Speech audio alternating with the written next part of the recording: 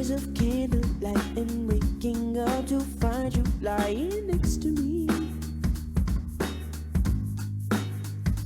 But in spite of my nostalgia, I'm still living for today. Darling, all I really wanna say is, baby, that I think about you. 'Cause I've never seen no one that smiles the way you do.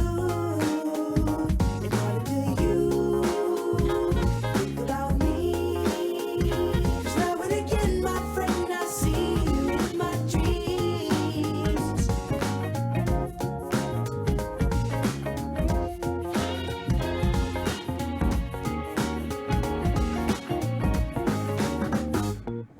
Summer loving's wishful thinking, dancing in the kitchen, singing in the street. Let me show you what I'm thinking. Let me tell you stories while you fall asleep. 'Cause I get high each time you smile at me. And baby, that's why I think about you. 'Cause I've never seen no one that smiles the way you do. And darling, do you ever think about me? 'Cause now and again, my friend, I see you in my dreams. Oh, oh, oh, oh, oh, oh, oh, oh. La da da da, la da da da. Oh, oh, oh, oh, oh, oh, oh, oh, oh, oh. La da da da, la da da da.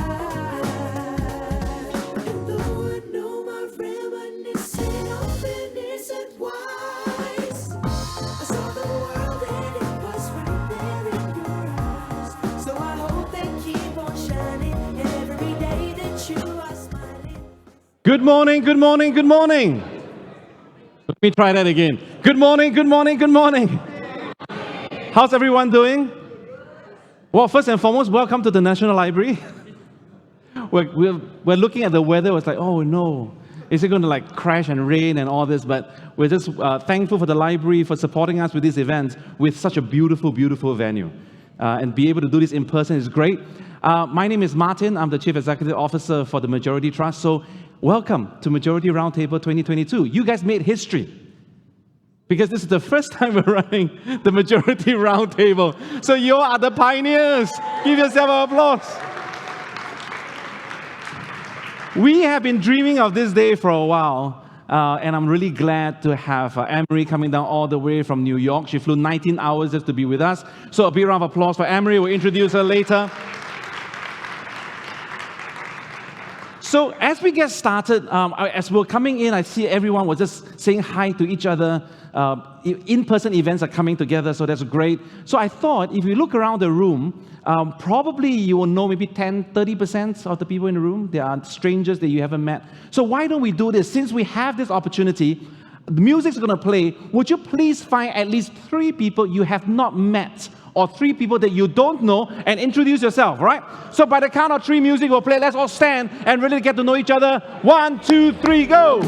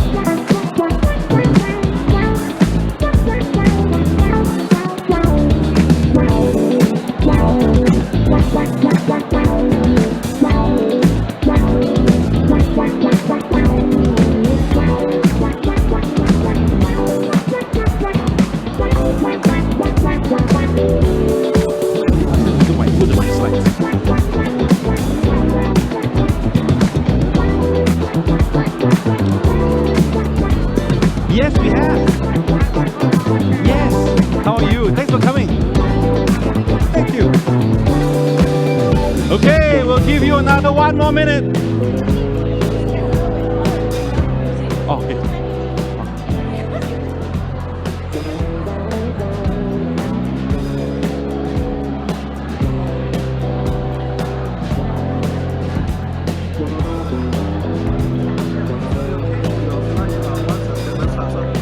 One, no, I can change now. Can change now.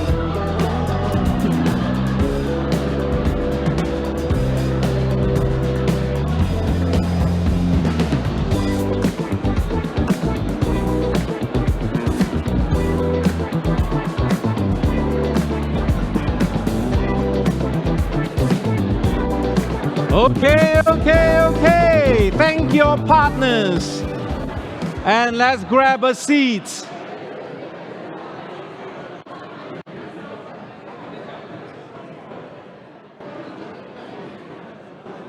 Thank you very much. Yes, please grab a seat.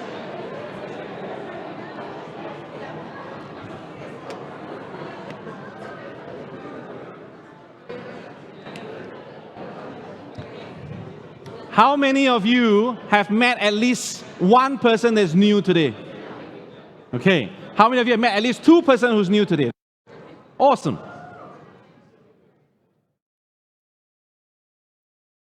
Don't we miss this? The energy, the life, and so on. Thank you so much again for joining us. One of the dreams that we had was to bring folks together from the sector who really want to learn and believe in the area of research and social impact.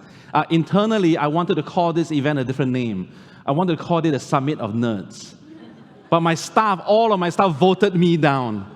Wouldn't that be a cool name, a Summit of Nerds? That's like super cool, right? But anyway, so it is the Majurity Roundtable because we really want a conversation.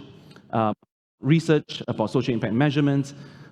Many of you may already know this, but I spent some time at Robin Hood in 2018 as an intern. So in October of 2018, I went to New York. Robin Hood was really kind enough to open their doors to me. They even gave me a desk. For 3 weeks I was there, and we've learned everything. They opened the hood. They were extremely generous with showing me around, showing the different grantee partners. And a lot of what we do at Majurity Trust is modeled after Robin Hood. So I'm very, very grateful. So some of the things you will be hearing from Emary are some of the things that are familiar, but in a way that they've done to scale in New York itself. So I thought I'll just kickstart this morning, talking a little bit about what we are trying to do and why we have this round in the first place. In the afternoon, there is something called a research tea, and we have brought together all the research teams from government agencies together. So the roundtable is for grantee partners and stakeholders in the sector. In the afternoon are all the practitioners and all the research teams of government agencies. And then tomorrow, we have a breakfast and a dinner for prospective donors and donors, where Emary is going to talk to donors about the importance of funding research. So it's a one whole week of focus. Just last week, back is one whole week of philanthropy. We've seen that in the various events that we have. The way that we think about Singapore are some of these challenges that we think is lying ahead. The increasing complexity in social challenges will rise, and all of you here are from different sectors or different areas in the social sector, and you understand this full well. Giving will have to keep pace at an unprecedented rate.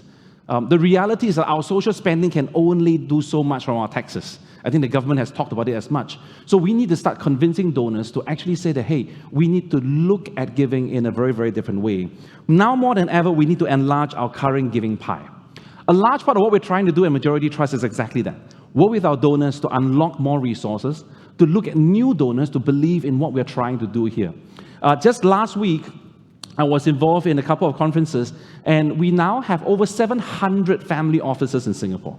And that presents itself an opportunity for us to be able to reach out, aggregate, and be able to serve the ground. Of 700, majority of them to give regionally. So how do we convince them to say, hey, there are needs here in Singapore as well? How do we uncover those needs using research and data to be able to go to them? That way we can all increase the giving pie so that we can get the resources we need to do the work. The question is how? So last week, with all the various events that's taking place among donors and among investors, a couple of key themes that have come up. which I thought would be relevant to what we're talking about today in terms of social impact and measurement. Firstly, is this big push into trust-based philanthropy. More and more donors are now prepared to look at unrestricted funding. For those of us who are in this space for quite a while, most funding comes very, very restricted. Very few fund the fund program, only want to fund programmatic costs. They don't want to fund admin costs and so on. We're seeing a new shift of donors who are ready to embrace trust-based philanthropy. It's coming. It's in the US, I think in the US and the UK, it's a bit more progressive. Here, we need to convince more donors to believe in that. The second thing they're looking for are catalytic funding. They're looking at pushing money in an area where it can catalyze change at scale in a big way. Often or not, it's just not big organizations, but also funding smaller organizations. So that's what the second thing. And the third thing they're looking for is collaborative impact. How can charities come together and actually do it together? How can we create platforms for collaboration? Now, undergirding this, what we believe are two things. We believe wholeheartedly that research and social impact measurement is going to be the one that unlocks the new resources that we need. So it's more than just stories, which is important, but I think a lot of this new money, new funders, we classify money into two categories. We have old money and new money. Your old money are your Lee Foundations of the world, your Lim Foundations, and they've been around for a while. Philanthropy is not new in Singapore. We have been beneficiaries of philanthropies for a long time. But they're just getting to a stage where the newer generation are coming in to take over, and they want to learn from what's happening around the world, from the US, from the UK, and even different parts of Asia itself. So research and social impact measurement is going to be an important aspect, and stories with data is going to be important as well. It's more than just putting out numbers, it's also how we tell stories with numbers. So for us at the Majurity Trust, our goal is to work with our donors to be able to build trust-based philanthropy, catalytic funding, and collaborative impact amongst our donors. So that's what we will do. And at the same time, what we want to work with you, with all the different grantee partners that is in the Majurity Trust ecosystem, is really to build research and social impact measurement, and how do we tell stories with data better.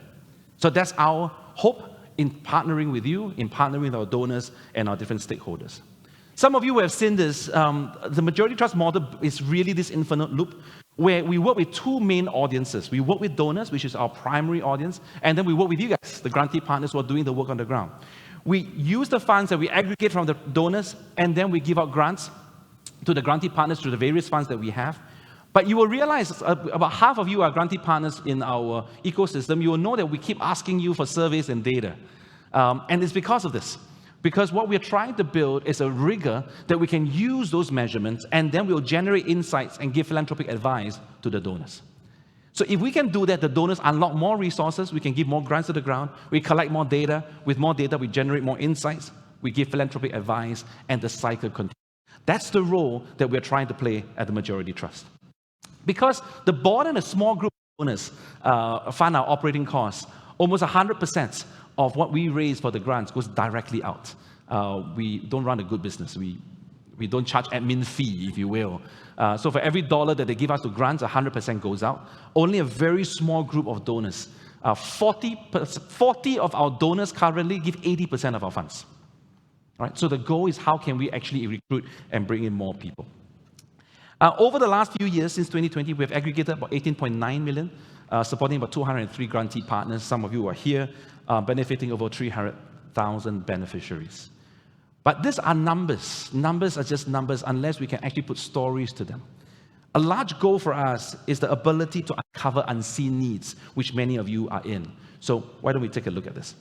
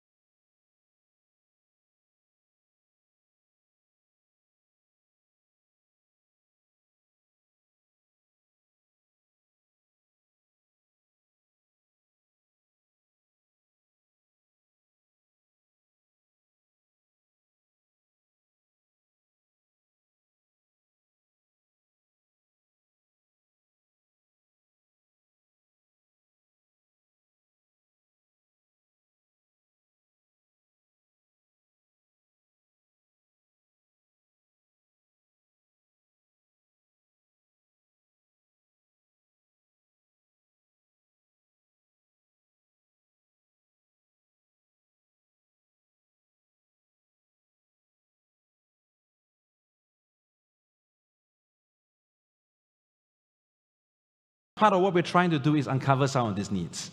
And in order for us to do that, the work we do with you as grantee partners become all the more important. Because through you, we get to know some of the stories we otherwise would never. A lot of our donors, to a certain extent, are from a different sphere, a different arena. They don't get to see some of the work that is being done on the ground. One of our donors said this to me. He said, Martin, I've been in the dementia space for quite a long time now. It's a family foundation who has been giving a lot in the dementia space. He said, I've not seen this new organization that you brought to us, and they're doing a really good work. And that's the kind of stories we want to hear, to be able to surface to our donors really interesting program. Research becomes a hallmark for what we are trying to do. Again, learning from what Robin Hood has done. We look at Singapore and a 10-year horizon. We use key trends to guide our giving. The key trends being declining collective mental health, increasing longevity. There's a need for widening debate on how government handles social issues, which is why convening is an important aspect, conversation is an important aspect, and the growing economic insecurity. Over the years, with these trends, we then drill down into why we want to see certain funds started in the first place. In 2020, we have most of the funds started.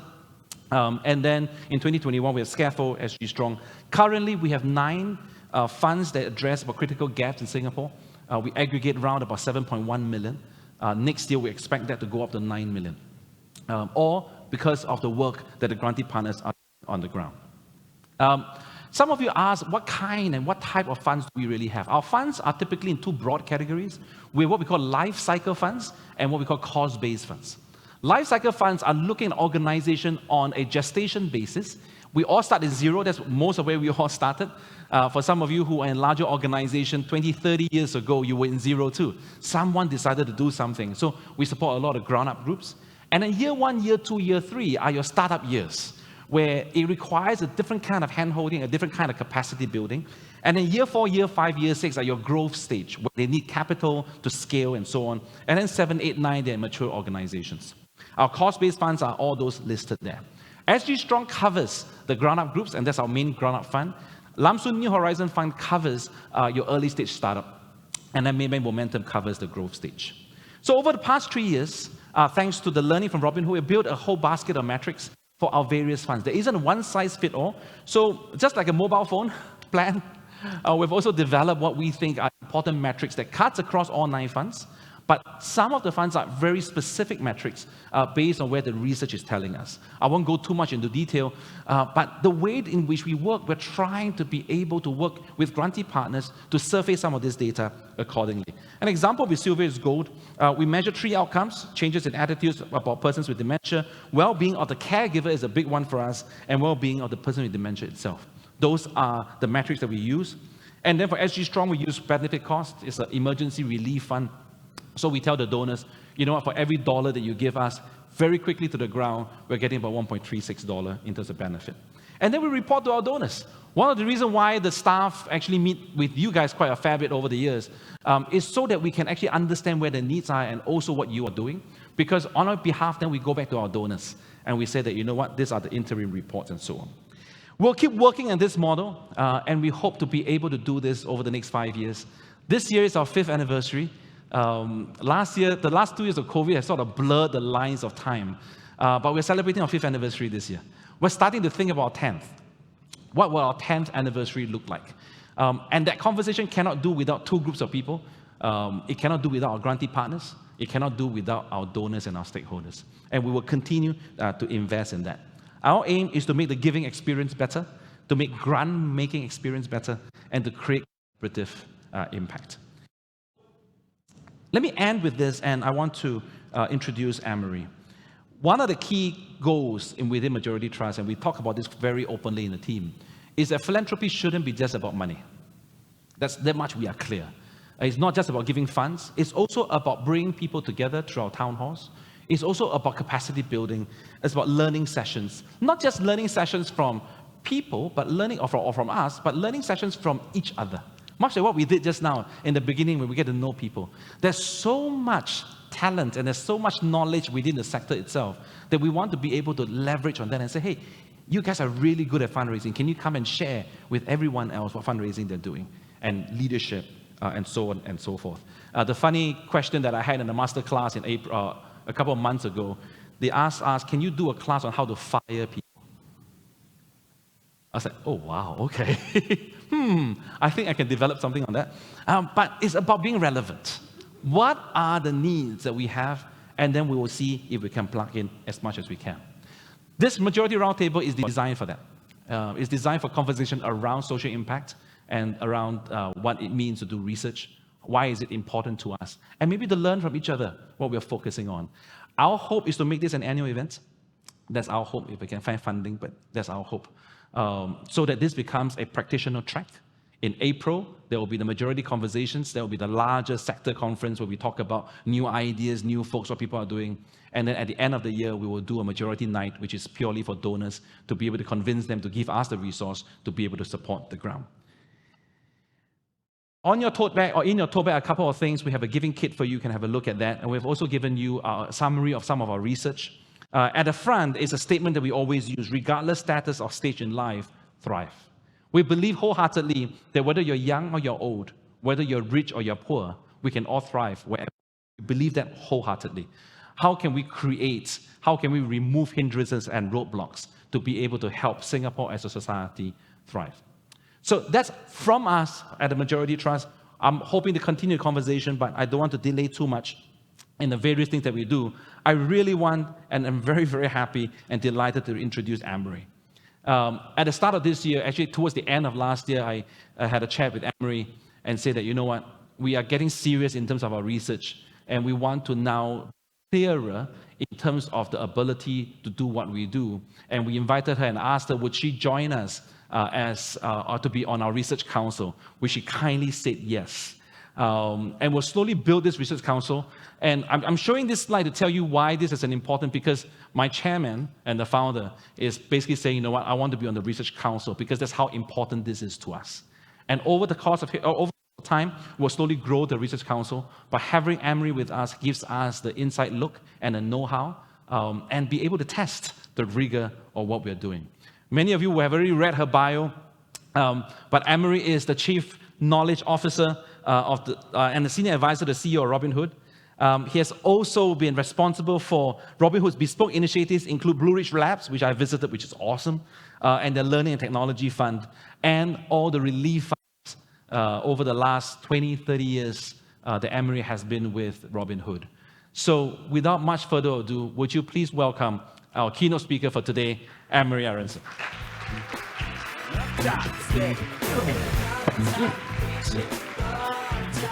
You all right? Oh, you have the clicker? Thank you. I can't tell you how thrilled I am to be here, and what an incredible introduction that was from Martin. You know, the reason I think that so many of us are on the philanthropic side are in this work is because we get to support the work that you do, and you are our heroes. Whether it's in the Singapore context or in the New York context that I'm going to talk about in a moment, you are the ones who are on the front lines doing this work every day, and that's why we do the work that we do. So thank you for all of that. And thank you, let me really start by thanking everybody for this incredible opportunity to join you this week. I've had the privilege of knowing Martin now for a couple of years, and Charles and Leon, and now getting to meet the entire team has been just a wonderful several days.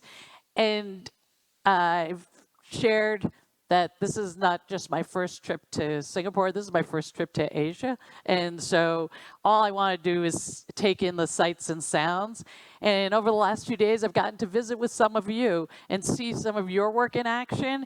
And what I've really learned from all of this is we may be in slightly different contexts, but the issues we're addressing are so similar.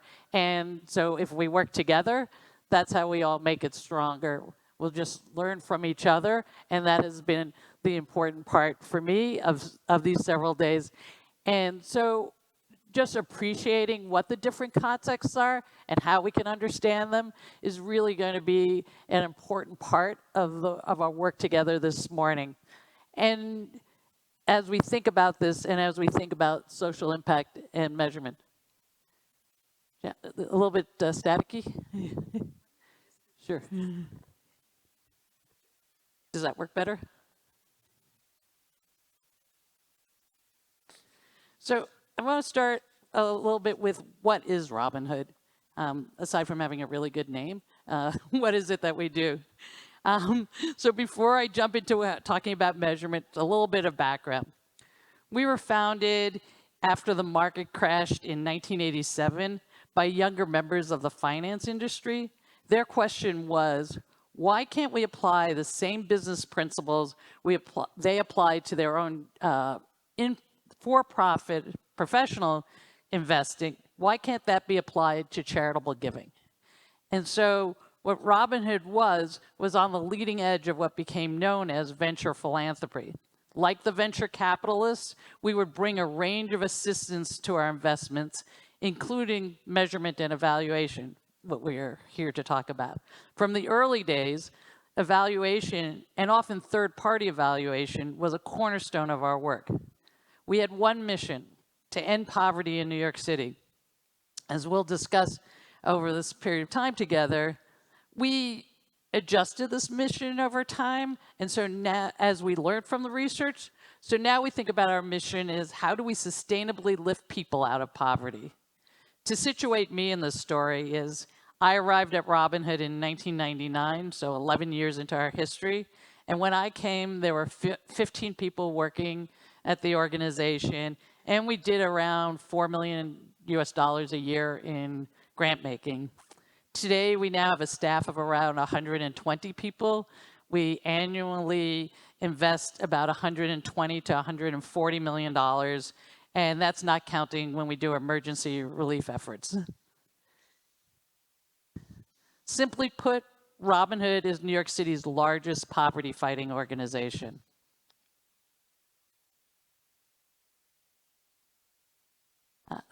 But what do we mean by poverty? The current poverty line that we use in the US was calculated in 1963 and based on 1955 data that gets updated every year by the Consumer Price Index.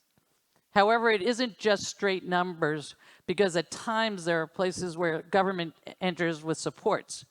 So we have turned to using what's known as the supplemental poverty measure, which includes supports for us like food stamps. During the pandemic, US citizens, and that was key, you had to be a US citizen, were entitled to additional payments and tax incentives, so that for the first time, we were discussing a drop in child poverty. These additional COVID-related benefits, however, have all expired, and so we're just watching child poverty go right back up. For perspective, in the Bronx in New York City, home to some of the poorest congressional districts in the country, 3 out of 5 children live in poverty. On average, 1 out of 5 New Yorkers is considered living in poverty, so about 20% of New Yorkers.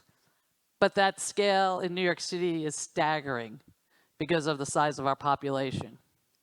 It's one of the reasons that Robinhood has really focused on New York City rather than having gone national. If all of the people living in poverty in New York City were their own city, they were actually their very own city, they would make up the 6th largest city in the United States, right behind Phoenix and larger than Philadelphia. And so we don't want to just fight poverty, but actually promote mobility. But traditional research on poverty measures usually measure a moment in time. Who is poor today? Robinhood has invested in a partnership with Columbia University to do research on what is a true measure of poverty in New York City. Instead of doing a survey that collects data as of a date, what has been named our poverty tracker interviews and surveys a fixed panel of about 4,000 New Yorkers every 3 months, so we can understand fluctuations. And what that data revealed is that, yes, at any one moment in time, 20% of New Yorkers were in poverty. But if you look over a 5-year period, half, 50% of adults in New York City will have spent a year in poverty over those 5 years. They may not have been 12 months in a row, but they will have spent 12 months in poverty over a 5-year period. People move in and out of poverty, the research shows, and in New York City, different ethnic and racial groups experience poverty at different rates. It is Black and Latinx New Yorkers who are seeing increases in their poverty rates much more rapidly than other communities. All of this is using a basic definition and measures of poverty and mobility. I would add that we have a program in partnership with 4 other funders that we're working on at the moment that is about a broader definition of mobility to include not just economic stability, but the ideas of power and autonomy and a sense of belonging. I don't have anything to report on that yet. Maybe you'll invite me back in a couple of years and I can share, but because we've just completed year 1 of implementation, and we're working again with a third-party learning and measurement team to provide some of those learnings.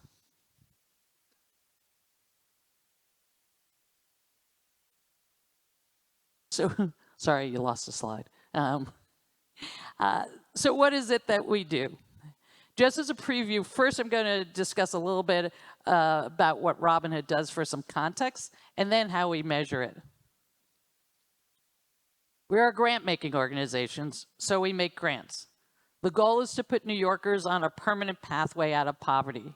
Research says that about half of all Americans, not just New Yorkers, about half of all Americans do not have $400 in savings. This means that an unexpected expense can send a family reeling. Oftentimes, we have seen, having a baby can move a family into poverty in the US. But so can an unexpected medical expense like a broken arm. We really want to do 2 things: move families out of poverty and make sure that the safety net is a springboard, not a net that people get tangled up in and can't get out of. So here are some of my basic Robinhood facts.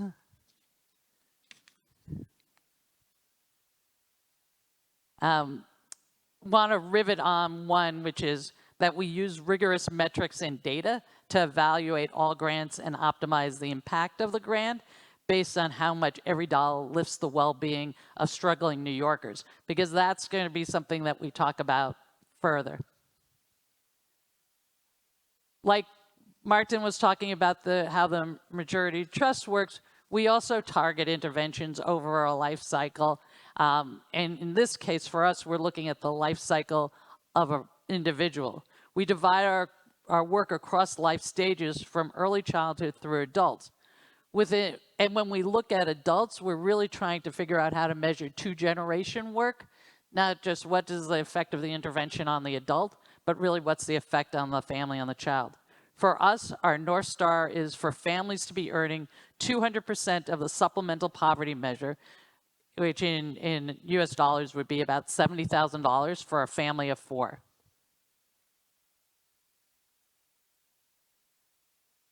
This is a little bit of an overview of the scope of our grant making as of June. And over the next couple of weeks, we're actually going to be meeting again to make some more grants. But on an annual basis, we do in 2021-22, we did about $200 million in grants, and most of our grants are for 1 year's duration. This does not include our COVID-19 relief work, which I'll discuss in a moment, because those grants were much shorter. We would do 3 6-month grants, and then there are some grants because of the project that we might do them for 2 years.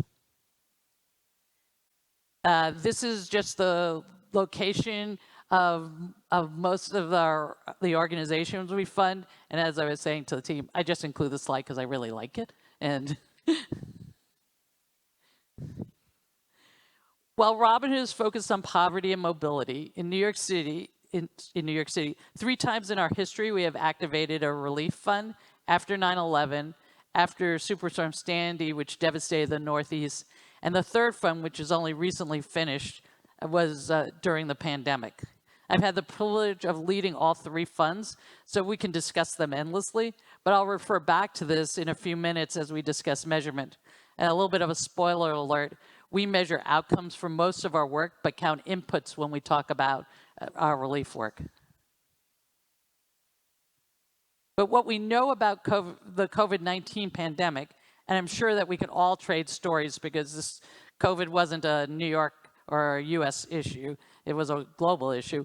But what we know about the COVID-19 pandemic is that it made everyone's needs even more dire. In the US, people of color died of COVID at twice the rate as whites. Between the pandemic and the national reckoning of race, it's shown a bright light on how broken our American systems were. We at Robinhood went into the pandemic saying, you can't work from home if you don't have a home. And on any given night, about 60,000 people in New York City sleep in homeless shelters. 25,000 of those are children. Just last Friday, New York City Mayor Eric Adams declared a state of emergency because the number of migrants and asylum seekers coming to New York is so great that we have no capacity to house. We've had 15,000 new arrivals since July, so in the last 3 months, of which 5,600 are children. We expect to top 100,000 people who need shelter by the end of the year.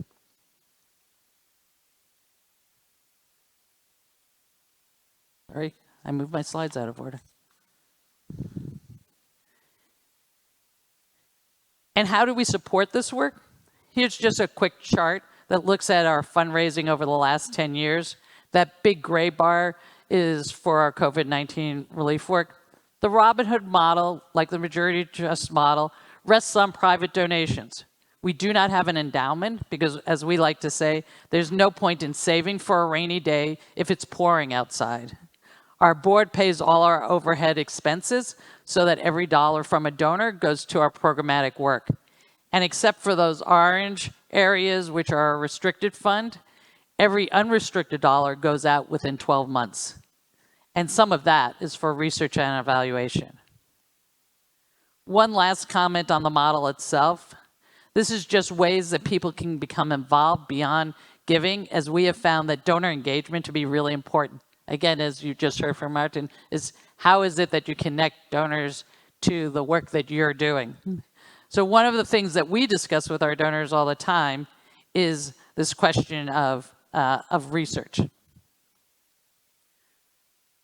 Even when we say poverty in New York City, we know that it's a big topic. So how do we decide where to invest? Basically, we try to serve as many and have as many doors open as possible, working with groups we already invest in, getting referrals, circulating requests for proposal, or just putting a very simple application up on our website. The topic often defines our approach. But this is key. How do we choose the organizations once we've met them? How do we then decide how to invest? And as you can see, there are many factors that go into this decision, from the theory of change to anticipated outcomes to leadership. As you all know, how key leadership is in running your organizations, to potential for scale. But what we want to focus on today is what's in the, I guess, top right side, is this estimated return on investment. So now that you know a little bit about the why and the what, let's discuss how we measure. This has been an evolution. From the beginning of Robinhood, as I said, we've brought on third-party evaluators to help us understand success in the work. But not all measurement was helpful. This is a pie chart from an evaluation I read when I got to Robinhood. It's a report on an all-boys school, and it's the gender breakdown that the evaluator gave me to illustrate the student demographics, and in this case, that 100% of the students were boys. Now, there are times, obviously, that you would want to have a graph like this if, in fact, you were trying to serve men and women, and you discovered that you were only getting men or women, but not when the school is called the boys' school. In another evaluation, they showed how a middle school was very successful at increasing student performance on standardized exams between 5th grade and 8th grade, so I guess between about age 12 and 15. Except for the fact that they didn't account for the fact that the school had a very high attrition rate, so that the students who took the exam in 8th grade were not the same students who took the exam in 5th grade. And so that whole idea of match pairs, it's really important. But we did get some things right. Early on in our history, we supported a groundbreaking research. In the early 1990s, we funded a project that was called Kids Having Kids.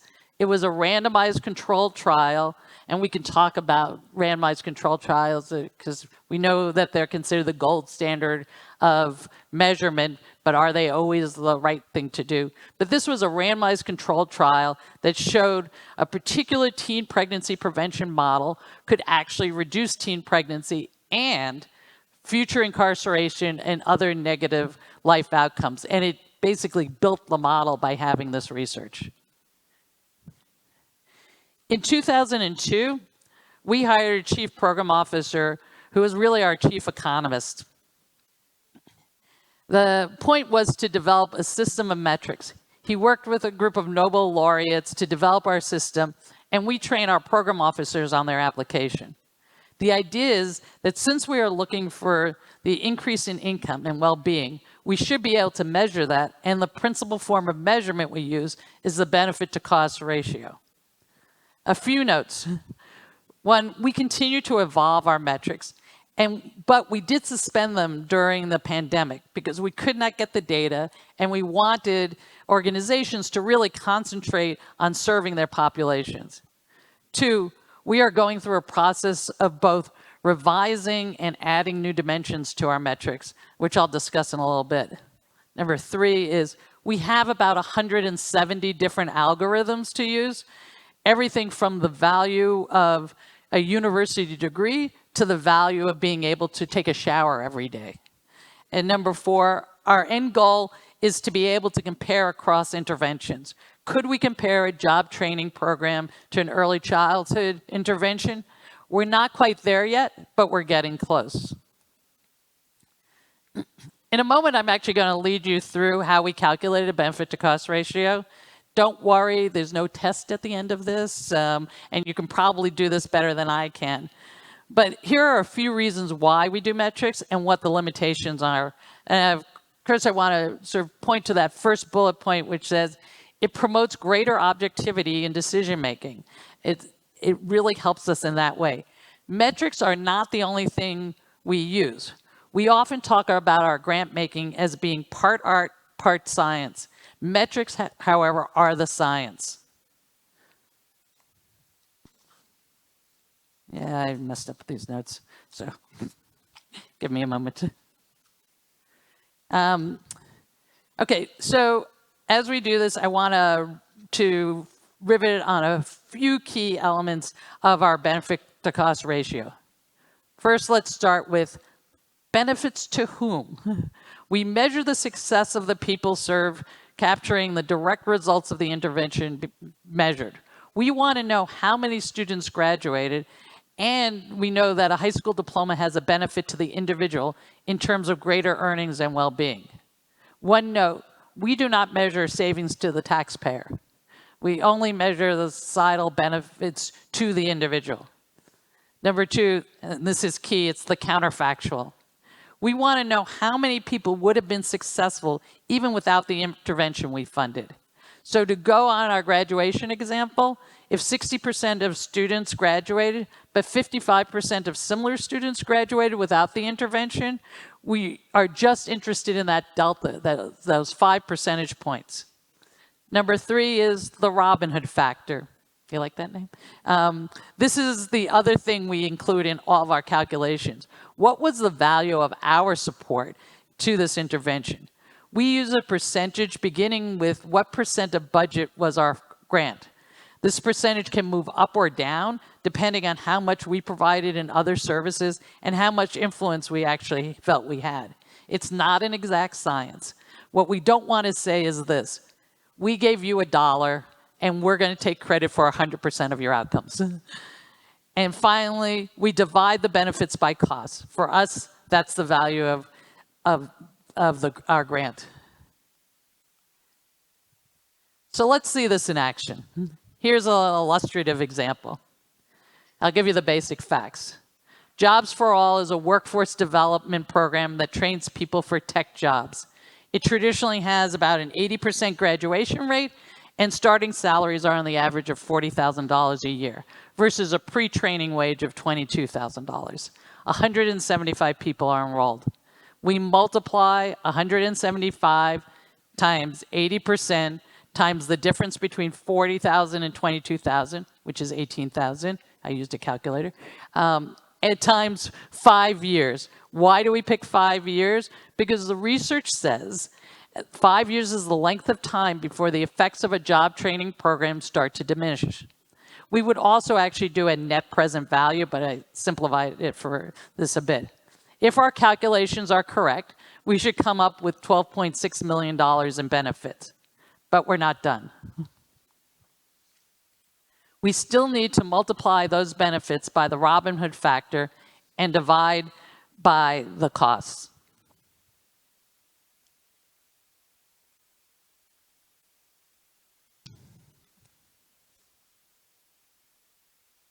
So we have $12.6 million in benefits, a Robin Hood factor of 25% reflecting our portion of costs, and a grant of $40,000. That brings us to a 7-to-1 benefit to cost ratio. So that's basically how we measure. We can take similar organizations and compare them. But what is more important than the 7-to-1 is the order of magnitude.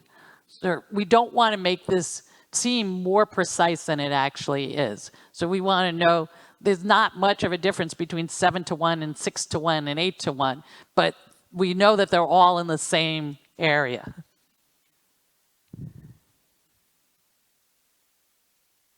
So that is how we measure in part. And to get those calculations, we need a great deal of research, some of which we funded in terms of specific type of information, or some general so that we know the value of benefits. But the question now is, what are we measuring? We have 3 options, and sometimes circumstance dictates the answer. There are 1, we can measure inputs, the behaviors or the raw numbers, such as how many people went to a food pantry. 2, we can measure outputs, which explains what happens, as in how many graduated. And 3, we can measure outcomes, which shows the effects of the output. What does it mean that they actually graduated? For the most part, wherever we can, we want to measure outcomes. How did their earnings increase because of graduating? However, as mentioned earlier, during times of crisis like COVID, we tend to measure inputs for a relief fund, just how many people were served. Which brings us to the question of, so does the size of a program matter in terms of how we measure? I want to address the question of program size directly. When we think about measuring individual programs, we can use this methodology with some caveats. 1, these numbers are based on averages, and you may not have enough participant to actually apply to those averages. So number 2 is program costs may be disproportionately larger for smaller programs. Whether you have 50 students or 1,500 students in a school, the school still needs a principal or a headmaster of somebody. And so you have some basic costs no matter the size of your program. Number 3 is no matter the size of the program, you still need to collect data. One of the things that I've spent a lot of time saying is organizations will say to me, what I need you to do is fund a database. And the point is that a database is not a substitute for data. You actually have to be able to put the data into that database. So yes, you need a database, but if you're smaller, an Excel spreadsheet works. But you do need to start collecting the data. And I'll share with you something that we don't have universal agreement on at Robin Hood, but I actually like using it. And that there is a step that we can take if we don't have outcomes, and that is called a break-even analysis. Take a tech intervention that is meant to help young people graduate from school. I don't know how many more people are going to graduate because of that intervention. However, I do know that if just one person graduates, the value to that individual in terms of if they lifetime changes in lifetime earnings and well-being is about $370,000.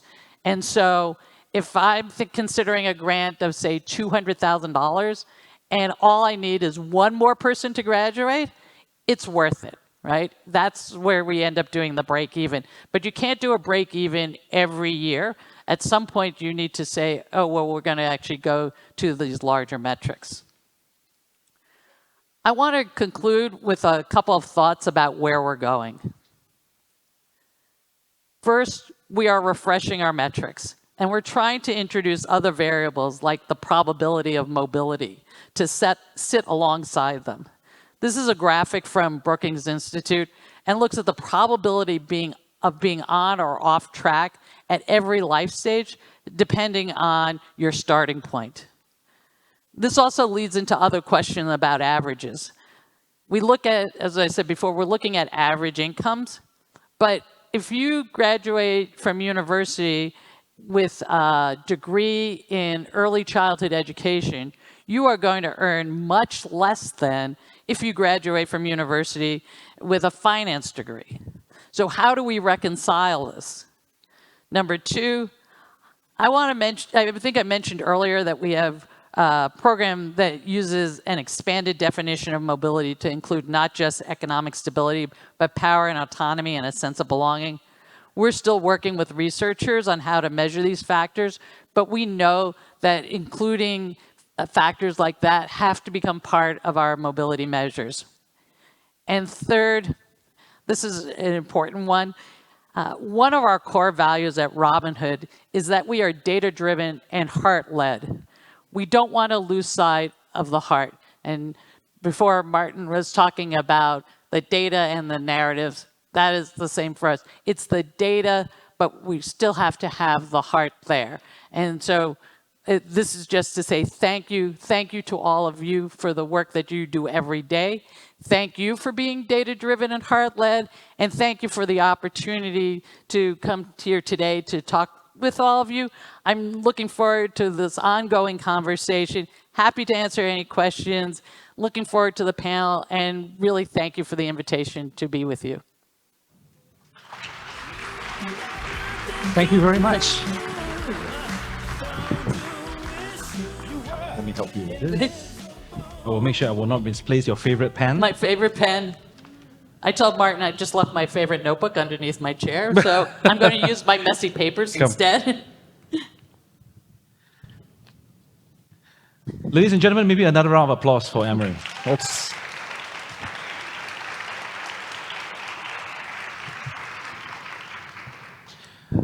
Over the last few days, so Emary arrived on Sunday, and it's been a while since we have guests from overseas in town, so I made it a point to wake up at 4:30 and go to the airport and pick her up.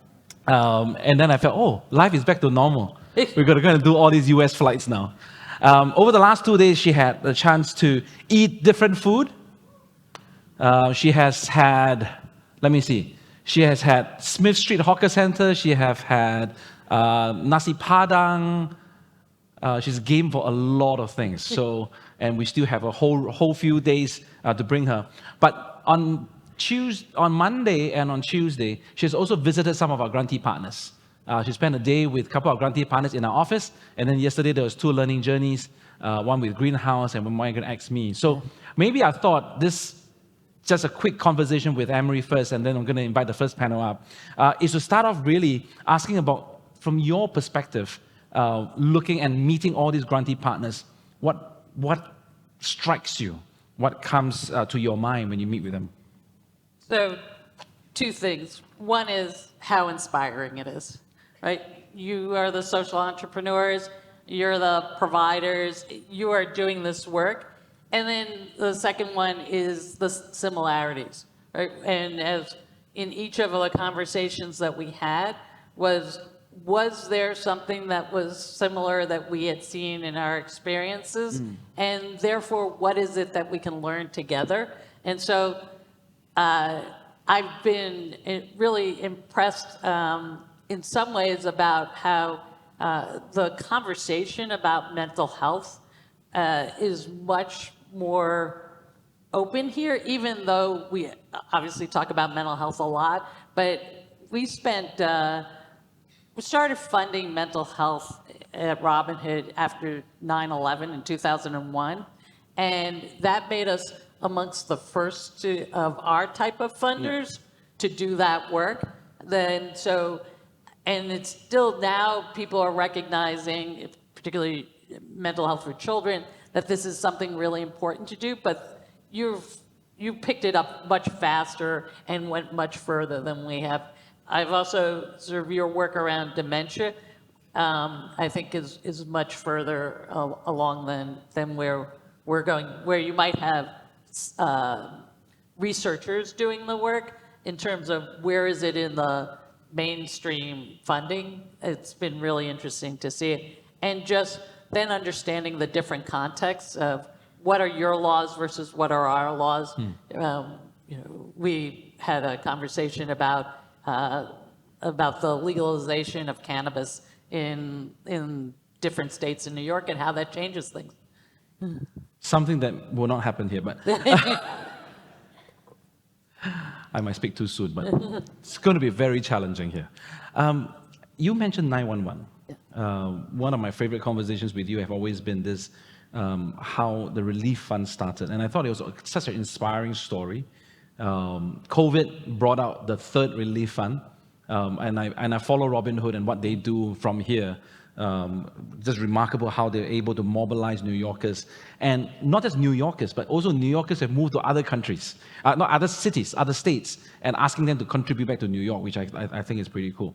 So I thought, just for us, would you maybe share a little bit about your experience in 911, because that was your first relief fund, and you guys ran it, and that really was a pivotal moment for Robin Hood.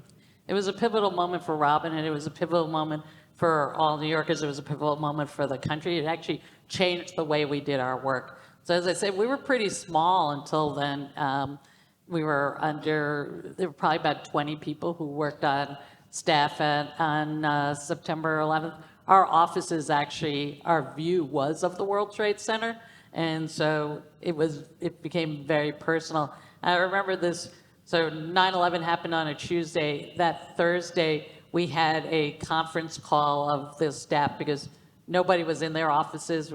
And it was 2001. There was no such thing as Facebook or anything like that. And so we actually, on the telephone, called each other. And our executive director at the time said, I think we're going to have to do something because we are New York's charity, and this is going to really affect the low-income New Yorkers more than anybody else. And the rest of us said, no, we don't know how to do this work. Let's turn it to other relief organizations. And he's like, no, you're not understanding what I'm telling you. We already have donors saying you need to do this work. And so we did, and I had the privilege of running it.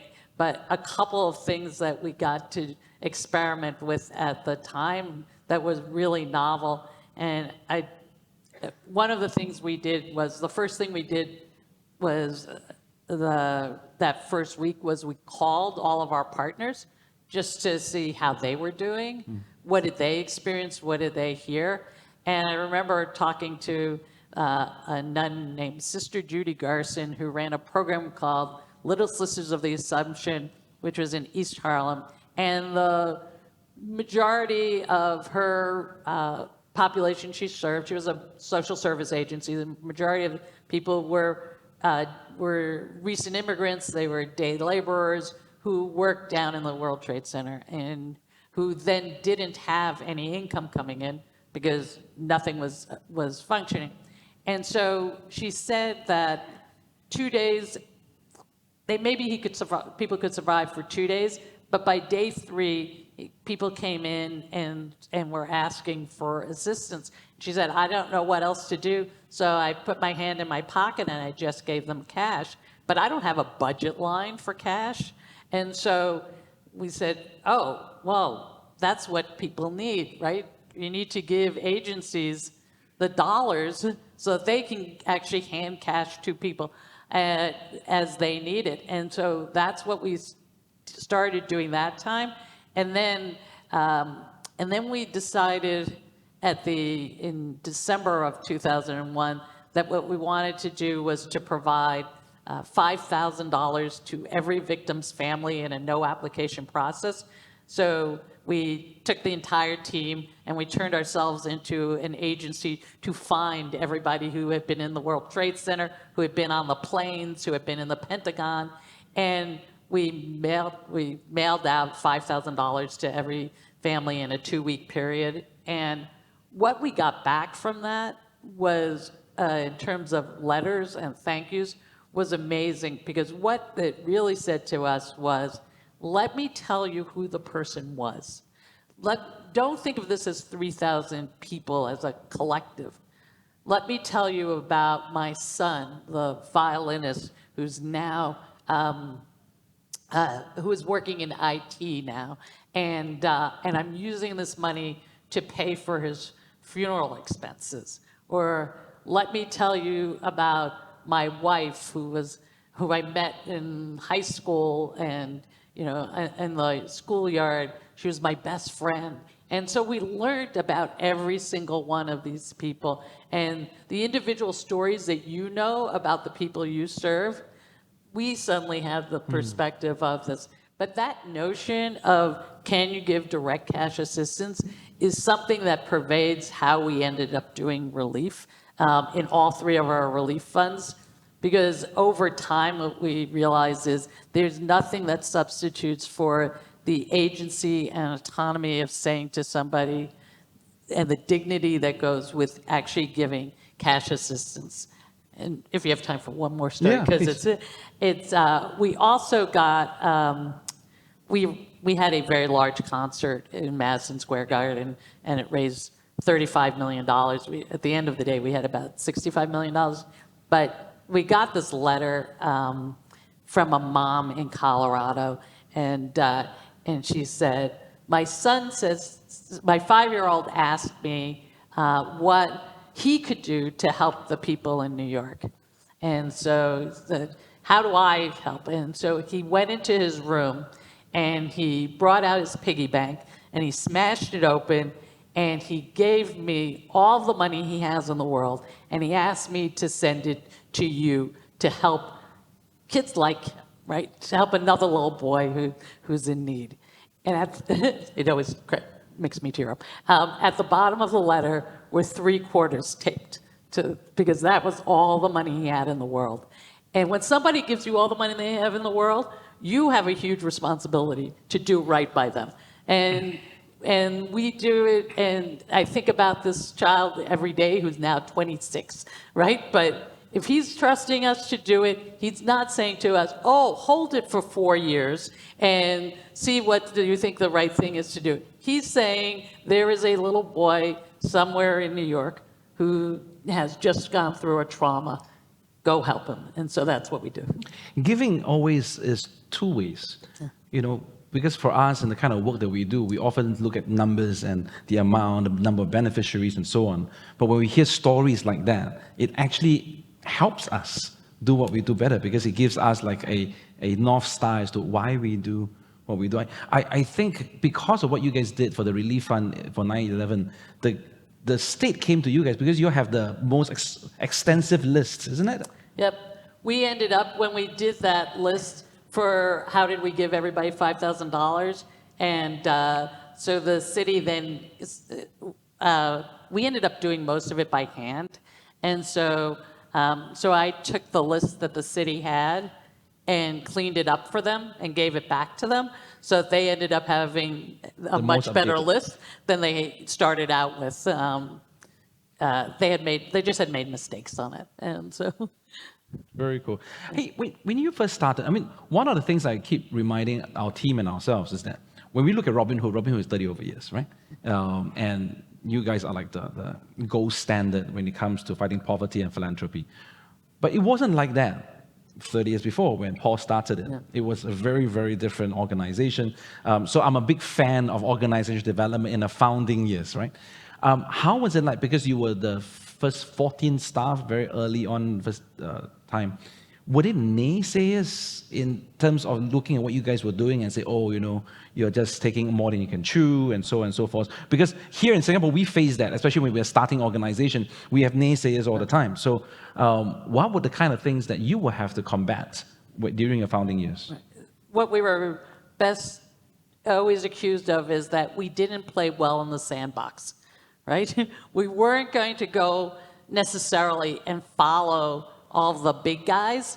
We were just going to go our own way. And so people said, oh, they're young, they're brash, they're not playing well with others. And we've spent a long time sort of both understanding as we've grown how we have to play with others. And what we were always willing to say was, this is the way we're going to go.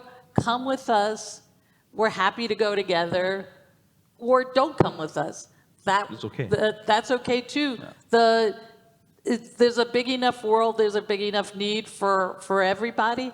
The other thing is, and you were beginning to refer to that in your opening that I really appreciate, which is, it used to be, how do you get a seat at the table? And now we have to think about is, how do we make a bigger table? Yeah, exactly. So we think about that. And the third thing I'll say is that the head of the Ford Foundation, Darren Walker, once said this to us, which is, when the Ford Foundation looks in the mirror, they're a big tanker. And when they look in the mirror and they see themselves and they see they're a big tanker, they don't make change very easily. They can't move or maneuver. They'll go and then they'll inch around it. It's like, Robinhood, you actually have become a pretty big tanker, but when you look in the mirror, you still see a speedboat. Yeah. And so you're willing to turn quickly. And I think that keeping that image that you're a speedboat, even though we're at 120 staff and $140 million a year, is a really important part of our self-image. Yep. And it's like what Amazon does, right? So when Jeff Bezos built any new office, he moves the name of the building called Day One. So whenever they have a new campus they build and where his whole office was going to go, the office will be named Day One. And no matter how big they grow, there's always that agility to a certain extent. I want to, at this stage, make sure that everyone knows that we can ask questions on Mentimeter. Inside your tote bag, you will see a program and a QR code. So we already have, can I just say this? Because you guys were great. A part of a registration, you already asked questions. So I know I'm working with research folks. Normally nobody put in questions. So we already have quite a few questions that we can work with, but I'm sure you have more questions for Emary as well as for the panel later. And as you're looking at that, I'm just going to keep going with Emary with one more question about smaller organizations. We tend to look at larger organizations in terms of resource. And then because we are smaller or mid-sized agencies, when we look at them and say, oh, they have all the money to do research. We don't have the resources. We don't have the ability to do that. What would your advice be for smaller agencies and smaller organizations who knows that this is important, but maybe it's just an Excel sheet? What would your advice be for them who's listening in or here? So one of the things that we really appreciate about smaller organizations is that you have the capacity to know all of your clients, all of your participants.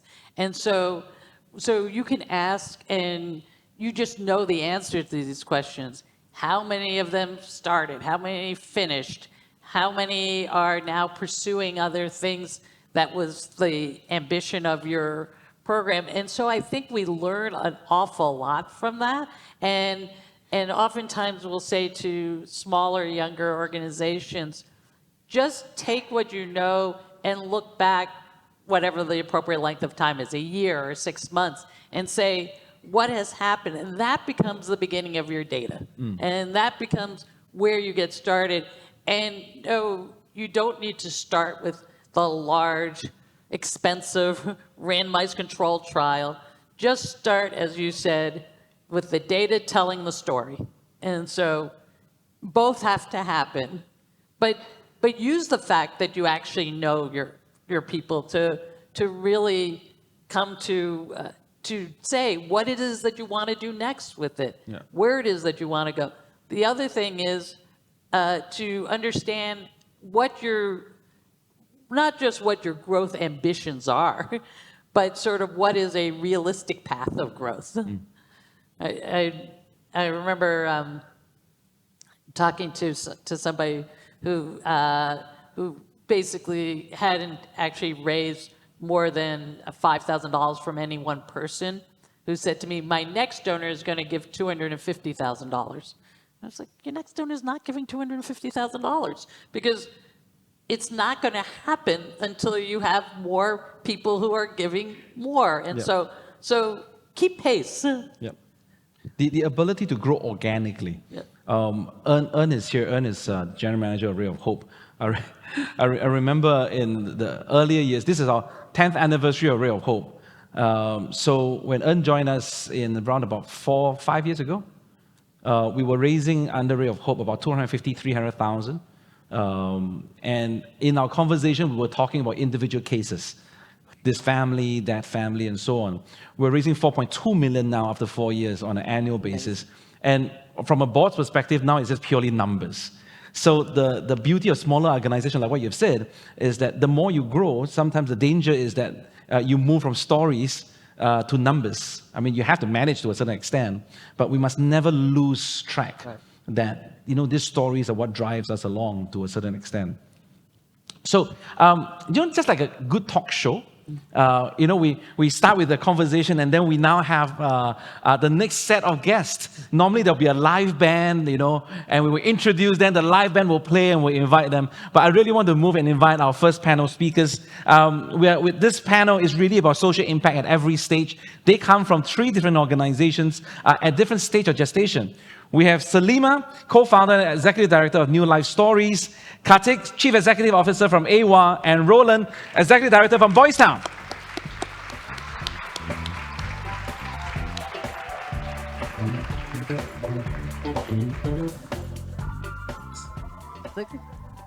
Thanks for joining us, guys. We caught up for lunch prior to this, and we really had a good chat about what we're going to be talking about, what we're going to be sharing. And I'm just delighted that you guys are here. I'm also delighted to, after the break, we're going to have a second panel of the research teams and research companies, and I'm really looking forward to that as well. So this session is really about social impact at every stage. So if I can ask, maybe I will start from Roland down this way, maybe to just introduce Boys Town, introduce what you guys are doing, and your thoughts around social impact. Thank you. Good morning, everybody. When was the last time you come to the library, please? But this is a nice place, isn't it? Okay. Roland from Boys Town, and we are turning 75 years old next year. All right. So it's a grand celebration, but that also reminds me, what is the social impacts and the detail that the organization has generated? And that was a question, in fact, at the back of my mind. Boys Town, as a charitable organization founded by the Brothers of St. Gabriel in the year 1948. So, in fact, we have been working towards children and youth in need, residential setting, into where we are a multi-service agency, caring for foster children, youth outreach work, all right, clinical services, as well as adventures programming. To answer questions with regards to my view about social impact is, how do I know that I'm doing social impact, and to what extent that matters to whom? Now, I pose question is because I'm not a social worker by training. I'm not a psychologist or clinician by training. I'm an engineer by training. So many years ago, I attended one of the workshops, and it says Total Quality Management by Professor Edward Deming, and he was also known as the founders of the TQM, the Total Quality Management System. And he's also known as a person to call Dr. How do you know? And so that to me is an important question, that over the past 75 years, we are trying very hard to justify our impact. And to me, I like the part when we talk about how do we tell stories to mention impact to the people whom truly matters to the core, truly matters to the designs, and also the implementation. So I leave with the questions, and I'm going to answer even further, that social impact is about telling stories to people who wants to know about how you have been generating impact and outcome through your social services, through your social causes. Thank you. Awesome. Thanks, Roland. Kartik, we had this conversation over lunch. I'm going to ask you to introduce yourself, AWA, but you also look at impact quite differently in terms of not just purely numbers and so on. So I thought that's a good conversation to start with you. Thank you. My name is Karthik, CEO of AWA. So AWA is 52 years old this year. We are a multi-service organization from early intervention all the way to elder care. And we are in 3 domains: disability, family, and elder care. Over a period of time, our understanding of impact, the measurements have changed. I'm an occupational therapist, so I looked at everything clinically. I always looked at the clinical outcomes and are we being effective.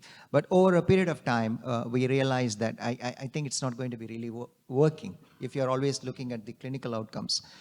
So the way we define impact is we define our end game. Every single program in the organization has a different end game. Some services will look at deepening quality. We want to serve our clients just very well, period. Some programs are very specifically meant for a government adoption. We pilot it, we want government to sort of adopt it, and that is the end game for that. Some programs are very specifically for replications, and not the government replicating the model, but we replicate the model. Some programs are, we want the sector people to kind of get inspired, and we want them to adopt it. So there are different end games for our services. My early intervention service has a different end game. Even within the early intervention, our inclusive preschool has a different end game. So the way I look at impact is always, what is the end game? Are we achieving that end game? And of course, there are many ways of quantitative and qualitative way of measuring it. But I always ask this question, are we meeting the end game? If we don't, then I take it as we are not being very impactful. Very cool. One of the things when we look at life cycle funds at Majurity Trust, we look at year 0, 1, 2, 3, and so on. Much like a venture capitalist, there's always an exit plan or an end game, right? So if you are in a commercial world, if you're a VC coming in, your exit plan is when the companies that you invested in gets IPO, right? So then you get exit, you vest, and then you make your money. In the social sector for us, we say that our exit plan is when the charities we support and the grantee partners we support gets your IPC. That's the end game. Because once they get the IPC, you'll be able to raise funds far easier, far better. So our job is to be able to help in that gestation. So I like the idea of getting end game. Salima, new life stories. Well, this actually, we have a 3-generation family, 75 years old, 50 years old, and we are 6 years old. So we are really And then we are wee 5. baby. Yes. We are a wee baby compared to my esteemed grandfather and fathers here. So New Life Stories is a specialized agency. We work with families where at least one father or mother is incarcerated. And sometimes we have both of them are incarcerated at the same time, and at least one child is under the age of 3. So we really have gone upstream. We work with 0 to 6 at a point of time when they work with us. So it is very new. And to answer your question about social impact, I just want to go a little bit further off at the time when we started. New Life Stories, we didn't start as an organization. We were just a group of volunteers, very interested, passionate, who approached a prison. I remember approaching the prison with an idea. It was a hypothesis that haven't been proven. We had an idea that our approach of bridging relationship between father and child or mother and child through the prison wall will strengthen their relationship and help them create new life stories, a new life pattern. And to approach a prison, I can't, I could be a bleeding heart, and tell them, but I needed to have some sort of statistic, especially when you're selling a hypothesis which is not been proven. So we came up with a theory of change model right from the very beginning, even as volunteers. I also do it for my own sanity. I know as a volunteer, we need to be efficient and we need to show the outcome. And prison was telling me, okay, let's do this stealth organization, stealth project. Don't tell anybody. Since it's a hypothesis, only when we see the impact in 2 years' time, then you can tell anybody you like. So we were running a stealth program inside the prison. And so that the outcome-based model that we have, the theory of change, was very useful to help engage stakeholders to get on board with unknown individuals who doesn't even belong to a legal entity. It helped get the volunteers to be on board. So we use that as a tool for strategic planning, to manage our own resources, to make sure that whatever that we do, it's not for PR, it's not for, looking good, for fame or glory. It is really every single act contribute to the outcome that we want to happen for the family or for the child. We all have very limited hours, so we want to make sure that everything that we do contribute to the outcome. So that's how I see the social impact was really for sanity. For sanity, to help us all along in our sanity journey. Maybe, Salima, can I ask you to share with us what's New Life's Stories theory of change? What is the end game for you from New Life Stories' perspective? Well, we have 5 years, 6 years, 10 years. Of course, at the end of 5 years, 6 years, we would like our main mission or end game is to prevent intergeneration incarceration. It is really so far in the future that when we approach stakeholders, they were not keen. They were like, you will not see the impact until 5, 10 years time, 15 years time. So that's our end game. And having the social impact measures, metric, help us to sell to stakeholders, to government, why we want to do something really that's 5 or 10 years. You only see the impact. Yeah. You see the outcome immediately, but our end game will only come to fruition in 10 years' time. One of the challenge I find, and Emary, I want to come to you because a lot of the kind of work we do are not immediately evident, right? Some of it, like Salima's case, is much longer term. For A1, maybe a slightly more immediate, but there are certain programs that are on a longer term basis. I love the idea of counterfactual. In absence of, maybe I thought you can share a little bit more about what Robin Hood does with the counterfactual approach, and does it sit well with funders? I find sometimes when I talk to the funders, they say, it's very easy to use counterfactual to justify. I say, but that's how we build roads. We spend $3 billion on roads because we expect, if not, this will create more traffic jams. So how does Robin Hood does it, and how maybe for us here we can actually apply counterfactuals in more of the impact measurement that we do? It's a great question, and I'll admit that when I started in this conversation around the counterfactual, I was originally trained as an historian, and in history, we were like, there's no such thing as the counterfactual. It happened, it didn't happen. You can't say, what would happen if, something didn't actually happen? And so, but as I said, my boss at the time was an economist and spent a lot of time explaining to me that in economics, you can actually make those determinations. So, and if we start with your program, with New Life Stories, which is just so resonating with us, because in the U.S., about 80% of women who are incarcerated are mothers.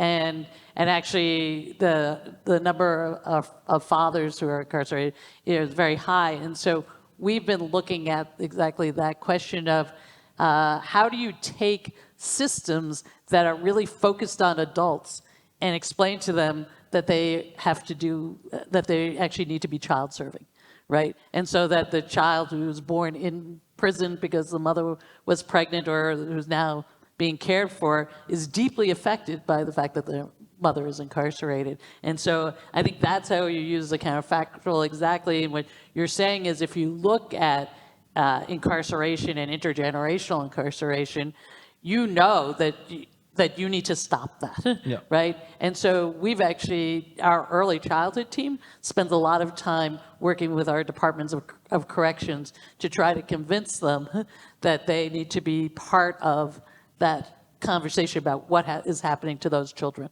And it's hard. And I mean, all of you and all of us have to work with government, and part of this actually becomes using that counterfactual to try to influence policy. And because the real change, all of the money we have, all of the money you have, all of the money all of the donors have, is small in comparison to what does government have. And so, and as we were talking about earlier, right, all of our social service agencies are also heavily government funded, and they're not always the quickest payers, by the way. And but how is it that you show them what can be done and then change the policy so that it actually works? Karthik, for you, how do you work with your funders then? How do you convince funders to actually fund research? And I mean, one of the challenges, and the reason why we have the donor session tomorrow is that we need more donors who will just say, you know what, more than just program, we will dedicate an amount. A lot of times, I think funders say, I'll give you the money that you ask for, and then within it, you use it somewhere to actually go and fund your own research, right? We're trying to convince donors to go above what is the program, and then you can fund research. In your experience, how do you manage to convince people to say this is really important? So when you define the end game, you have to give some evidence to show that the end game works. So that's why nowadays, so we have a few types of programs. Few programs are government funded. We just do what we have to do and deliver the direct service delivery. But there are programs that we pilot and we try. We try new things, and then the end game could be adoption, replication, or there are some open sources programs we have. Like we have a website which is primarily just putting in all the resources. It's called include.sg. We try and put in all those resources. It's open source, like Wikipedia. Anybody can come and just use it.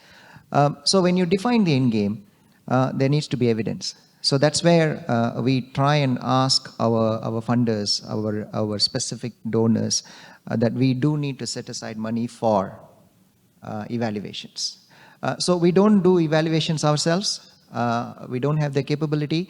We don't have, there is a lot of biasness we have, that we always think that our programs work. So we actually engage consultants to do that. It works sometimes, it doesn't work sometimes, because it also depends upon how much money you give them and how much time you give them, and do you give them free hand to do that, right? So in my case, some of the IHLs that I have engaged gave a reasonable report. But sometimes when I engaged private consultants and gave them a little bit more money, and they produced a better result. So the more money you give them, the more they tell you what you want. Is that how it works? It's a bit tricky. So I actually prefer to work with a small boutique consultants than academia. Very cool. Yeah. That will be our second panel. Yes. And then we'll introduce more folks to you guys. Roland, how about you? I mean, like for you, the work that you do are very immediate, right? The longer tail is really what their lives are after leaving what you guys are doing. So how do you therefore work with your donors and your funders? And how do you actually use data as part of what you do? Absolutely. And I believe that a question that I'm asking myself is to whom these data are important. And I believe that it's important for two groups of people. First, the funders, they would like to know the impact. And I'm sure that you can actually tell them the success stories and things as such.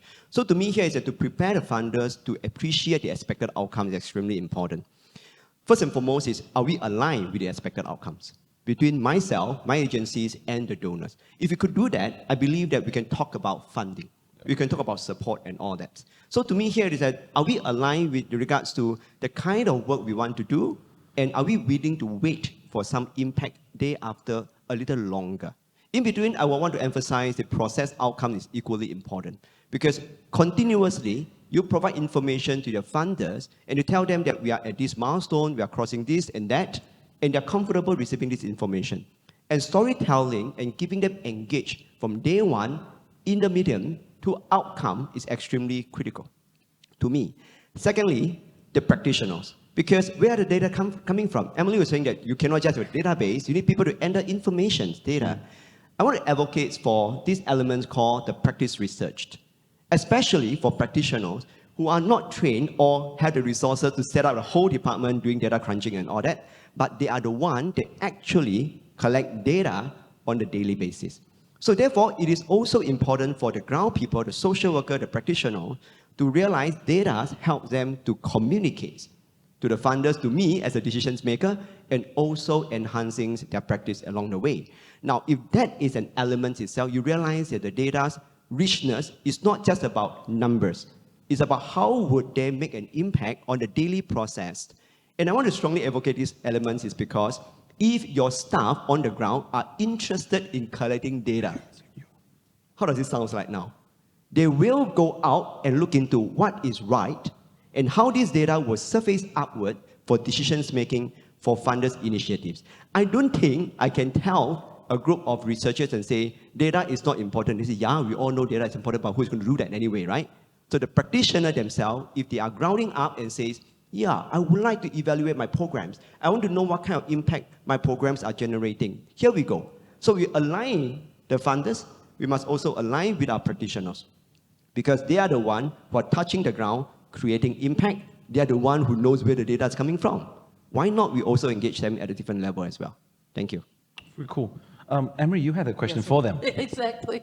Sorry, that was the note I passed to Martin, was one of the things that we often struggle with, and I'm wondering whether you do as well, is in telling the story. And I appreciate that all of us are saying we need to tell the story, we need to have the data, because in telling the story, sometimes our funders question whether it's just an issue of exceptionalism. The story you tell is the exceptional person who does, you know, who's the huge success. And so how do you balance that with saying that this actually isn't just one great story to tell and then we just keep telling the same thing, but where can you use the data around that? Maybe I just answer Yeah, this. please. Yeah.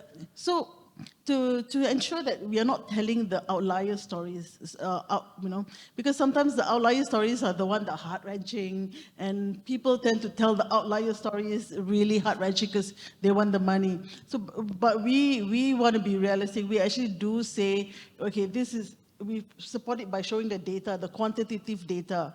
Okay, this is a story, and these are the quantitative data. Say we have all of this family with similar story who are in similar category 2 at their risk level or need level. So we do support it with data to show it's not an outlier. The other thing I want to also maybe share, I thought a question that you can ask the donors tomorrow is the frequency of evaluation.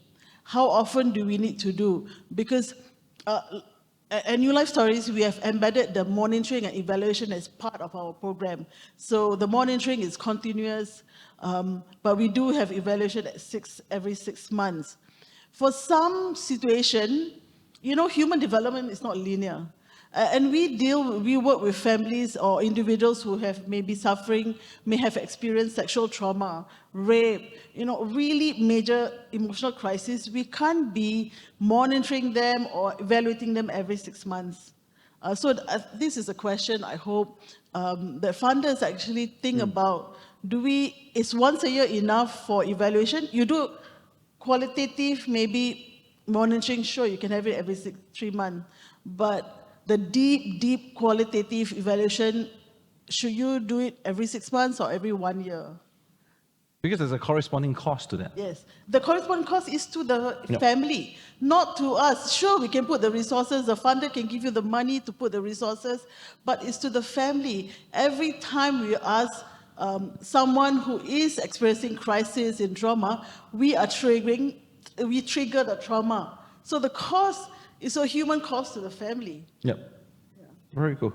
I want to make sure that we have time for questions as well. This is very much a part. We have 2 microphones that's ready to roam.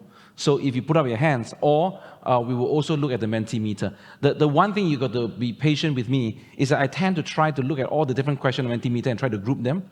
And if the presentation already covered some of your questions, then I typically won't surface that. But your questions are here. But we do have 2 microphones going around. So are there questions from the floor before I go into the Mentimeter? The first question is always very hard.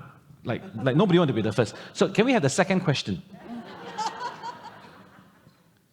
Can we count me as the first question? Oh, that's true. Yes, that's true. Now we have the second question. Coming to you.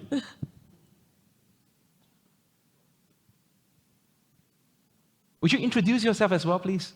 Hello, Hi, everyone here. My name is Victor. I'm the founder of Social Enterprise. We're about 4 to 5 years now, so also like quite early stage. First of all, for Emary, I really appreciate you. I think the part about sharing what drives you today. I think from a founder's point of view, I think it takes something of ourselves to share that at each point, and I really appreciate that. So my questions relate to the work that My Social Enterprise does.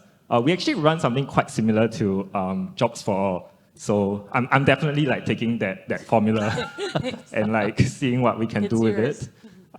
There's two parts of my question, and I hope that it relates to the other people here as well. The first is that actually counterfactual is something that is quite difficult for us to find. So in my case, I work with young people who are from out of school or at-risk backgrounds. And the counterfactual for me would be, what would their income levels be had they not gone for my program? I find it very difficult to find that data. I think like out of school, it's a very tricky topic, I think, in Singapore, and I found it very hard to just find that data. So the question is, what do organizations, especially a small one like mine, what should we do? That's the first question. The second question is, who's the best people to be measuring the impact?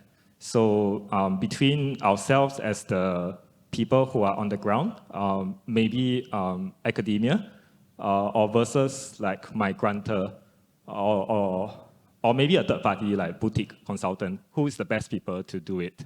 Because we've had like times where because there is a clear conflict of interest, right? I'm asking for money, and here is my data, right? What's that balance there? Thank you. Very cool. Victor, what's your organization's name? Hatch, sorry. Hatch, okay. I'll take a Yes, stab please. at it, and then actually, I bet your panel has answers to at least the second half of it, of who might, and probably the first half.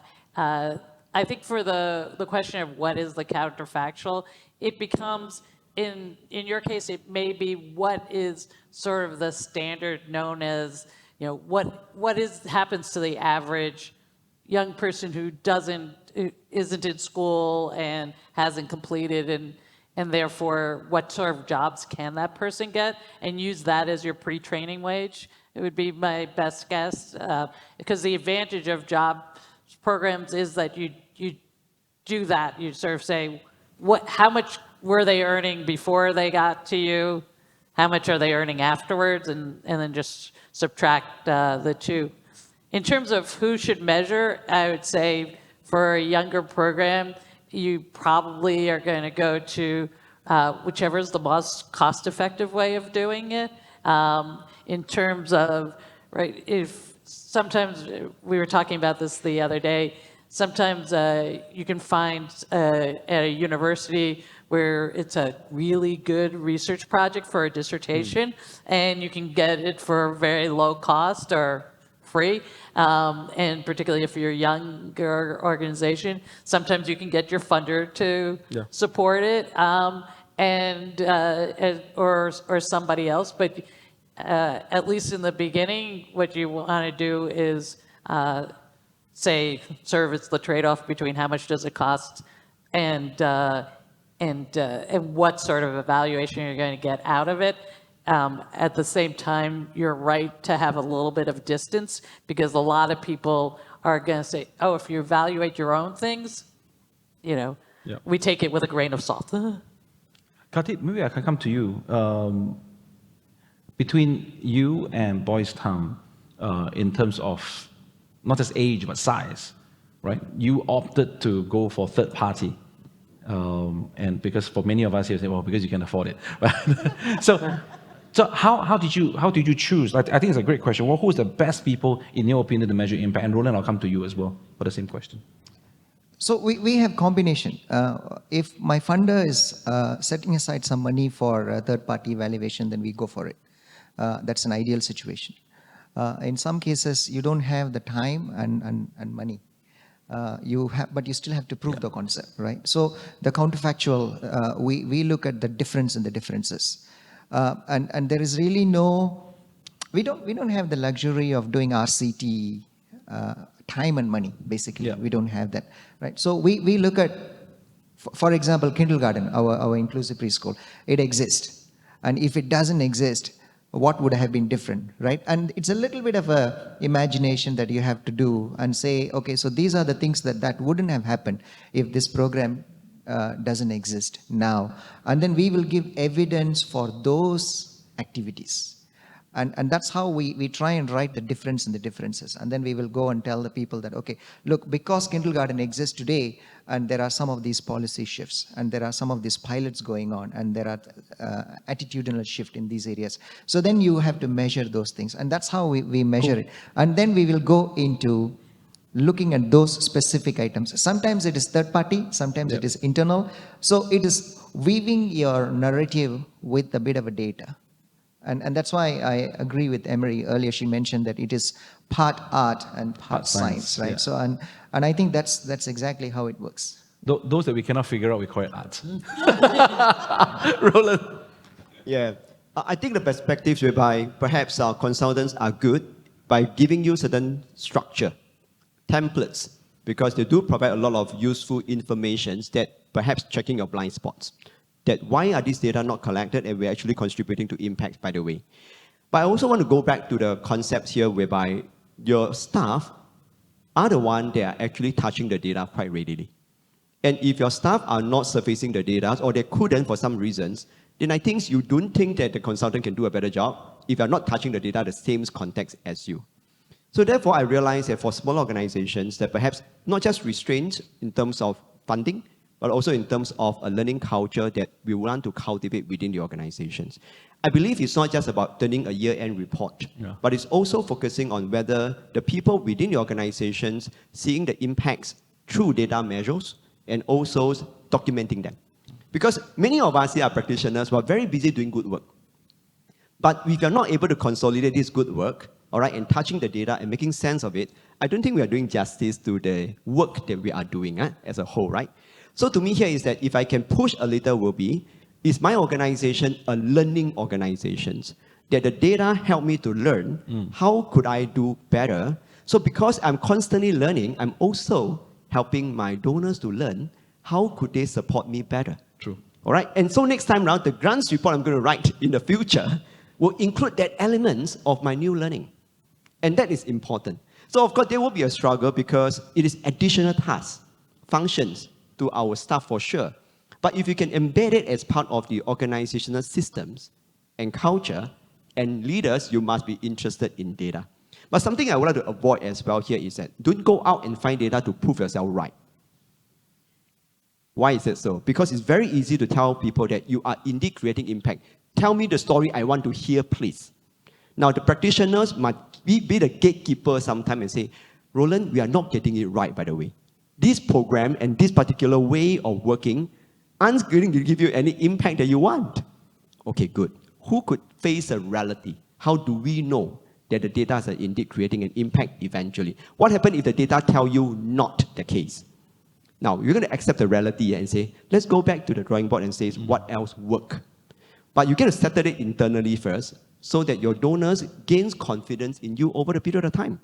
And that, to me, is a learning culture that we try to cultivate within our organization as well. I love that. I love that rigor that's applied internally, right? Because if it becomes a culture, then we can stand by our numbers, whether we're doing internally or not. I'm sure there are other questions very quickly, but just for Victor, a couple of years ago, we developed the financial model for impact of future wage earning for Singapore. So we now can measure if someone stays in school after PSLE, the higher likelihood of them becoming O-level graduates. We projected, I think, 20 years out between the O-level graduate plus inflation. Okay, inflation can change a little bit, so we have cleaned up the numbers. But how much difference would it be from an O-level graduate to a PSLE graduate? So if you can help kids stay in school, in primary and secondary school, the likelihood of that impact, you can multiply across the 20 years. So if you're interested, I do want to introduce Leon. Leon is our head of research. So all the science question, he's the person. And together with, so they are the brains. I'm here just to make people laugh. So, so do have a chat with them. Maybe we can make available the numbers, then you can help you in your impact measurement. Any other questions? Yes, Mary.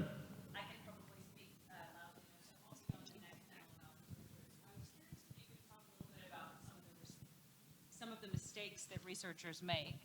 So if you can talk a little bit about the mistakes that researchers make, or perhaps kind of how they aren't supporting you in the ways that you need, because I think sometimes we struggle to bridge the kind of very academic sometimes tendencies, the timelines that might exist within university departments versus the real world needs of organizations making strategic decisions. So it would be really interesting to hear you comment on that. Cool. Please. First and foremost here is that it cannot be a competency issue. It cannot be a staff are not ready or incompetent in collecting data. So to me here is that the mistakes here is that do we get the right research design and data collections process right? In a way whereby we are trying to achieve an outcome, an impact they are trying to define it to be. As we work backward, do we have the sets of data and to whom, all right, this group of data can be collected from and to whom it is important. So to me here is that one of the mistakes that I learned from is some of our data collection are very impromptu, very sporadic, unstructured. So I realized that that cannot be the case because there must be a systemic process of data collections, all right, and then at which juncture you collect what form or which form of data that is important. And who is that to govern that?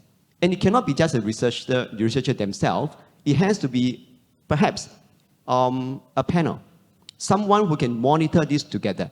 So you kind of distance yourself and say, you are the one collecting data, let me review that for you. And we can dialogue about whether this process is good. Because if the process of data collection is wrong, there's always a saying, right? The garbage in, the garbage out. So you want to avoid that because you spend all that resources doing that. So that is a little experience I've gone through because after all, if you're just going through the process of data collecting without having to know whether there is a right approach to take and then whether the design itself reach the outcome that you're trying to furnish, trying to fulfill, and that is the factors to consider. But as I mentioned, it cannot be a competency issue. All right, it cannot be that staff are not ready to do data collection because they are not trained. It can't be that way. And that is the level one, to me, avoid that as much as possible. Train them, provide them with resources, consultation is needed. So sometimes some prep work is needed to be done in order to reach that milestone they're trying to create for and to reach that. Thank you. Cool. Salima? Yeah, maybe I'll just share some pain point for a small startup company. We have very limited resources, especially when we're starting. We don't have the funding to hire a boutique outsourced organization to make sense of the data. And we also don't have the resources to hire someone in-house to make sense of the data. So that's a pain point. It's a chicken and egg thing. Okay, you look for the money first. Should the money go to pay for the social worker, the counselor's therapies, or to the researcher? And especially when you're young, every donor will say, I think it makes sense to pay the counselor, the social worker, because your family is in crisis, they're having trauma, the money should go there. So yes, it's true, we can go to universities, but a lot of university professors, they also have something, what's in it for them. They may be doing, I want to do this paper, I want to publish this article, I want to do this scope and not what your scope is, because they have their own career path as well. So you need to go further to find someone that can match you in doing the scope. So these are some of the pain for us as a small agency. And we have to look for volunteers who are willing to give that mental academic resource as a volunteer to make sense. Because making sense of data is a science and an art rolled into one. Not everybody can connect the dots, come up with the stories. How do you mix data? How do you extract stories? What are the trend line? Not everybody can do that. It is really a science and art combined into one. So it was a struggle, we managed to overcome it, but I have to say that it wasn't something that we were able to do within the first 2 years, a few years of our life. I do have to say, I want Emary to have the last word for the panel. One of the hardest things about data collection is embed it into the culture of the team. You can have the best system, you can have the best design, but if the team don't believe in it, they will not implement it. Or it's like pulling teeth, why are you not getting this data numbers and so on? So the ability for us to make it relevant to our team of why we want to do some of this research questions and this data collection will make or break, I think, whether you have good enough data or not. How was your experience? And this panel is really about impact at every stage. And for Robin Hood, I mean, we have these 3 organizations that have come from different gestation. How do we build that? How do we build that culture where research and impact is built into the DNA of an organization, which we think is important? So I think it happens the way everybody here is doing it and the way you're doing it, which is to say that that it is one of your fundamental principles that there has to be data. And I was going to take that the data question and go to the next step of it, which is saying that we're beginning to, at least in New York, in small ways, sort of asking the question, well, who's actually defining what those outcomes are? Should it be we as the funders? Should it be or could we actually turn that question over not just to the organizations that we're working with, but to the community itself? And so, and if the community defines outcomes, then to the question about what are the challenges that we're having on that is we need the researchers to be able to understand what those community definitions of success are, as well as what definitions of success are that make sense to the people who are funding it. And that's where we're in a struggle right now, as I was saying about how you do, when we think about community-driven grant making and successes, is you have to be able to bridge that language and bring everybody along for it. The beauty about success is that you have to fail first. That's the beauty about success. The moment you start and you're successful, it's probably not as sweet. I mean, it'd be nice that everything you do is successful, but the reality is we run an organization, we will fail many, many times and bring people along. Years ago, you might have been able to get away with saying, we're just doing good work. We don't need data, we don't need outcomes, just believe us, we're doing good work. And the nonprofit sector has just moved from that point. I mean, when I started, that was really one of the things, just to use a phrase, we were doing God's work, and so that's all we needed. Right?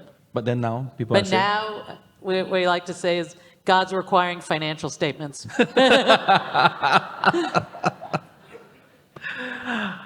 I know, I just want to add on measuring impact. I think as a sector, there must be some common language and some common impact, because we want to be, we are collaborative. We are collaborating with other agencies. We can't do everything. We are just part of the value chain. I'm one small player or actor in this value chain. I need to talk to others in the same value chain. So there has to be some kind of common indicators or metrics.